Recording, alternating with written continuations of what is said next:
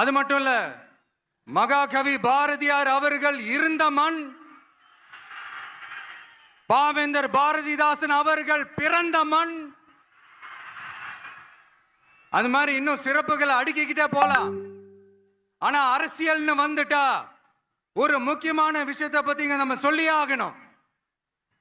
1977ல புரட்சி தலைவர் எம்ஜிஆர் அவர்கள் தமிழ்நாட்டில் ஆட்சி அமைச்சாங்க. ஆனா அதுக்கு முன்னாடியே 1974லயே இங்க புதுச்சேரியில அவங்களோட ஆட்சி அமைஞ்சது.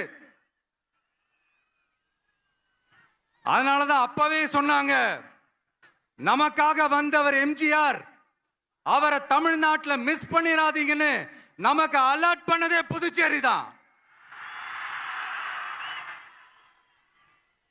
அப்படிப்பட்ட புதுச்சேரியை நம்மளால மறக்க முடியுமா?